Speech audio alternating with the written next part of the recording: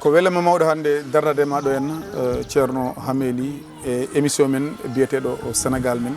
e ko ardi fof calmina bandiraɓe e on saaha puɗɗuɗen nadde e namde ɗe. ceerno Oumar a jarama no fewi, mi salminimo mi weltinimomo, mi salmini heɗotoɓe Sénégal men ha e jogorɓe yebde ɗum kala ɗo bandiraɓe goni, min calminiɓe min juuriɓe, min mbaɗiɓe kadi julmo wuuri e julde taske nde, min ñaguimoɓe yafuya kadi, eɗen ñaago Allah kadi subhanahu wa taala kala ko jogorɗen haalde yo taw koko nafata ya taw ko ɓuural, yo taw kadi koko piɓɗen wona ko pefiniɗen. So tawi en duttima caggal seeɗa duuɓi tati ha nayyi actualité ɓurɗo jojjude e leydi ndi ko 3e mandat ene waɗi wiyoɓe 2e quinquennat. Président Macky Sall wino o waɗata, kono kadi ko ɓuuri addude yimɓe wadde sikki sakka wonde o namda beele ma waɗ 3e candidature o wiyata eyi o wiyata ala, ɗum noon wonko nanni e haqqillaji yimɓe, won sikki sakka mo addi e ɓerɗe yimɓeɓe. kono ko wawno wade foof o yalti wiide o jeeyatake e élection garowo 2024. ɗum soko tawi ene waɗi nafoore wonandemo walla sene waɗi nafoore wonande ɓiɓɓe leydi ndi e ko holɗum wonata. A jarama no fewi, ko adi foof eɗen mbawi wiide Macky Sall wonto heeɓi gonga e renndo ngo. ɗo o wino o haalata hen, ɗo wino o wiita eyi o wiita ala, ɗo o niɓɓiɗini cokki ɗi, mboɗo sikki wonɗo dañi gonga e renndo ngo. O dañi gonga e renndo ngo, wondiɓe makko o dañi mumen gonga.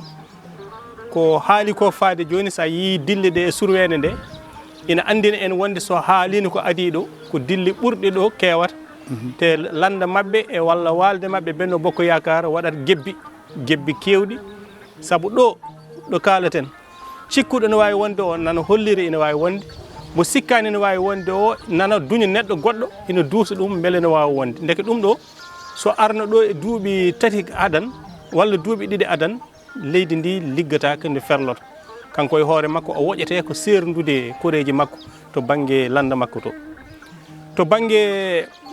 goɗɗo o wonande opposition to o dañi toon gonga. O dañi toon gonga ko winode mais haalata e nder stratégie politique e peeje politique o waɗi orienté opposition foof e haala 3e mandat. O jokki o wone gollade. ɗo kadi ɗo haali haala ka ɗo ko saaha mo ganduɗa o kedi heedine subngooji ko lebbi jeeɗiɗi lebbi jeetati, te lebbi jeeɗiɗi e lebbi jeetati ina anda kala mbo heblaki less a wawa heblade keblugal timmugal. ɗum noon firti ko ɗesi waade kono bettude wondiɓe makko ha ganduɗa ko hankkadi gandi mbawa ɗo parde sise tan ko keɗomo. Leydi Sénégal ina jogui hen gartam, somi ruttima e namdal ma, gartam leydi Sénégal ko sikkanode wonde leydi Sénégal koko fusata saabu wiidemo mboɗo waɗa 3e candidature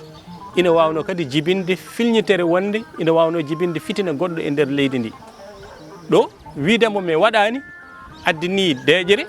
addi hay opposition wiide a jarama. La première fois ma taw so woni gadanol ko opposition lunno ngo foof ina wiya kay ko haali ko o haali ko moƴƴi hay so tawi. ɗum noon firti kanko ne ko to banggue politique, to banggue stratégie politique o heeɓi polgonde fannu. Gartam makko ko gartam Sénégal ko hebde wonde kadi ararayi to banggue démocratie e nder windere nde foof, saabu kala nde Sénégal soyna ina fusa ina heewi rulde fitina nde saya. Te eɗen gandi ɗum wona ɗo fuɗɗi ko 1962, saabu woto jejjiten 1963 subngooji bannoɗi mbaɗi hakke 4 yimɓe mayɓe. kala hitande jibinore hitande subngooji woni veille élection hitande élection ko hitande fitina wonata.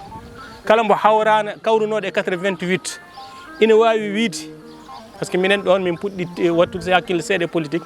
ina wawi wiide ɗum ɗo ko joli ko haydara, saabu 88 couvre-feu baɗaɗo taw waɗi ɗum ko couvre-feu politique baɗaɗo, taw haysa huɓɓi radio e nder suudu ma a huɓɓi lumiére yimɓe ne garana kongo falantere ma militaire en ñif lampo ñif radio ngo, eɗen gandi ɗum waɗani ɗo, hayso tawi fitinaji ɗi hikka ma taw ɓuuri dolnude. Donc Sénégal rokki windere nde kadi araray, saabu kala nde soyna pusgo jaam rontata. ɗum ko gueɗal ɗimmal ngal ko kanko e hoore makko o dañata woni ko woni ko hayso tawno o wino komi gonowo candidat, omo wawi wonde candidat tugnade. eɗen gandi to constitution ngaji men neɗɗo ɗo heediri foof ko noon jangguitorto ɗum. donc wondiɓe makko ne mbawi wiide eyyi ɓe gondani makko mbawi wiide ala moni foof yiita e nder constitution dalillaji gonɗi nder nderi wona tan ko winda ko kono ƴewde ko woni o banggue ko winda ko donc tawde o wi o wonata candidat wondiɓe makko e ɓe gondani makko foof jebbilimo o e ko wonata candidat o ina rokkamo kanko ni udditanamo damal aduna o woni kanko holko dañata hen en kaali Sénégal dañata hen ko jaam dañata hen ko deeƴe dañata hen ko wonde arara e rokkude windere nde windande kadi polli dawrugol walla windande démocratie kanko gartam makko hen ko uddi damude aduna ɗe udditanomo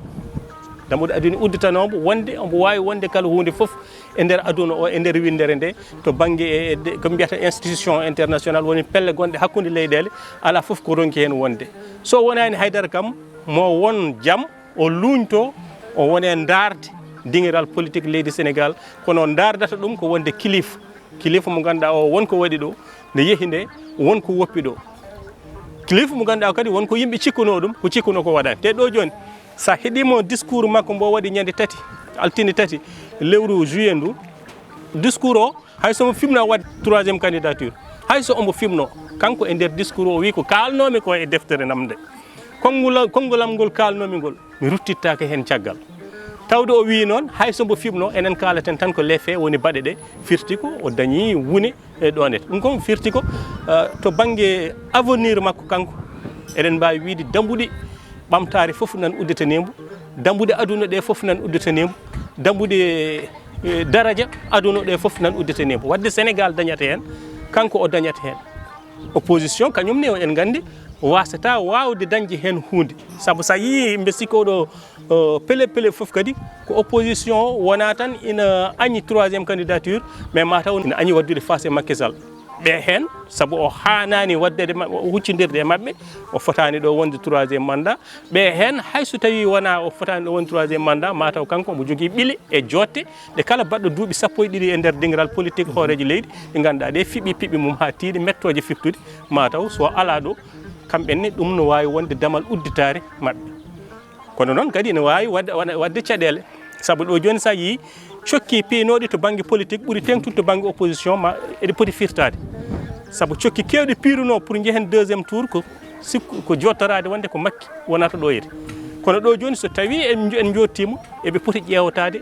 candidature uji kewɗi ɗi poti ko ustade to banggue opposition to soɓe dañi 2 pôle 3 pôle mbe sikki ko ɗum ɓurata wawde moƴƴude mabɓe e wawde yaltoyde hen janggo e jaam tawde moɓe cikkannoɓe kuccidira wona on ɓe kuccidirta noɓe carodiri foof wotata wonde ko ɓuural moɓe poɗɗon kuccidirde o kala mbo suuɓi wonata ko ɓuural mum eɗen mbawi wiide hay e nder 24 heures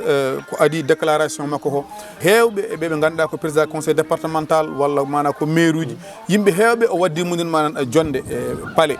eywa ha ɗon ɗo yarete ɓen ene jokki ene daari lang wonde yo wat candidat nde tawno ko kanko woni ɗo henna won hen ni ene mbiya soko tawi o woppi